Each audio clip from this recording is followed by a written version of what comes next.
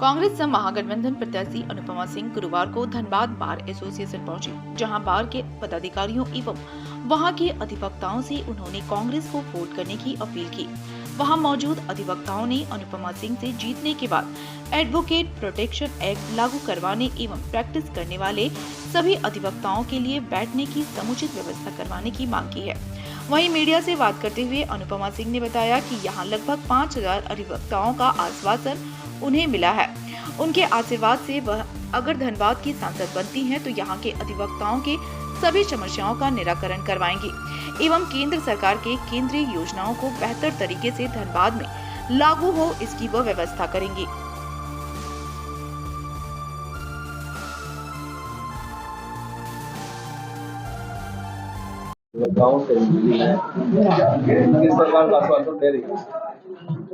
आश्वासन तो अभी वो लोग मुझे दे रहे हैं कि मैं जिता कर रहूँगा, आशीर्वाद दे रहे हैं और इसके लिए मैं आज बहुत एनर्जी मिली है मुझे देखकर कि पूरे कोर्ट में मुझे जितेंद्र जी ने घुमाया और हर लोगों से आशीर्वाद दिलाया और हर एक लोग मुझे आशीर्वाद देने का काम किए। इसके लिए मैं बहुत आभारी हूँ जितेंद्र जी की और बहुत सौभाग्यशाली महसूस कर रही हूँ अपने आप को। आपका चुनावी मुद्दा क्या रहेगा?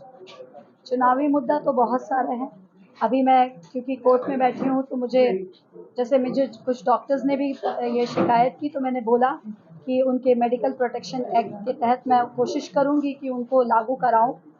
उसी तरह से जिस तरह से ये लोग अपनी बातों को रखें, मुझे लगता है एडवोकेट प्रोटेक्शन एक्ट के तहत हमें कोशिश करना चाहिए, क्योंकि अगर मैं जीतती हूँ तो जनप्रतिनिधि होते हैं तो इनके समस्याओं का समाधान होना चाहिए और यहाँ 90% लोगों ने रखा, तो मैं लागू कराने की कोशिश करूंगी और अपनी पूरी कोशिश करूंगी। क्या लगता है यहाँ पर पहले से कुछ जो मुद्दे हैं वो धरातल पर नहीं उतरे अधिवक्ताओं के, क्या लगता है कहाँ की कमी थी?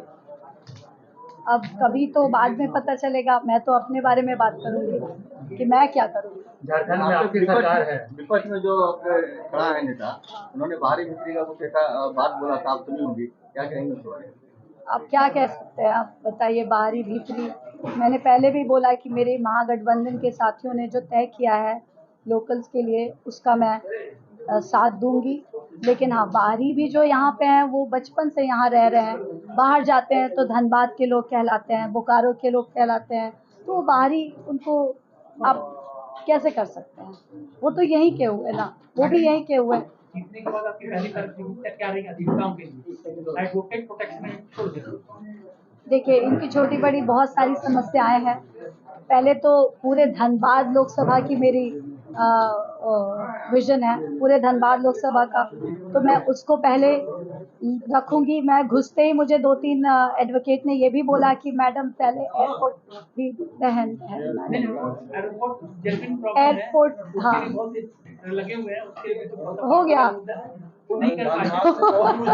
मैडम कमाऊ का दुर्भाग्य है कि इतना सांसद विधायक इतने रेवेन्यू सेकंड लार्जेस्ट रेवेन्यू देने के बाद भी, लेकिन आपकी प्रायोरिटी देंगे आप पौलांचल की है, जो समस्या एरिया में जो धनबाद की है, तो समस्या आपके क्षेत्र में भी बिल्कुल बिल्कुल। आप मैं जिस जगह से आती हूँ वो बोकारो डिस्ट्रिक्ट में ही पड़ता है। मेरा सिर्फ मानना है कि जो समस्याएं खरियार नगर कर रहे हैं, विजय सर बेहतर आपको बता सकेंगे। बिल्कुल बिल्कुल मुझे पता है, हाँ बिल्कुल। हमारे लिए अधिवक्ता है जो सेंटर से देखा जाता है, सेंटर को हमारा धनबाद लोकसभा इतना रेवेन्यू देता है, तो सेंटर से हमें क्यों नहीं मदद मिलती है?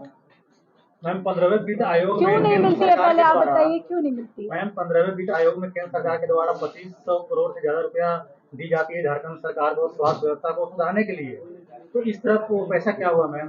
आप कुछ बता पाएंगे? वो किया जा रहा है, बिल्कुल किया जा रहा है। आप रिम्स में जाइए और हर जगह अपने स्तर पर, राज्य स्तर पर बिल्कुल किया जा रहा है। झारखंड के धनबाद में सरकारी अस्पताल में नहीं आप अल्ट्रासाउंड की सुविधा है, नहीं उस तरह की सिटी स्कैन की सुविधा है, क्या कहेंगे आप? डॉक्टरों की भी कमी है, कई ऐसे सामुदायिक स्वास्थ्य केंद्र जिसमें ताला लटका हुआ है। बिल्कुल बिल्कुल ये है, लेकिन इस पे ध्यान दिया जा रहा है।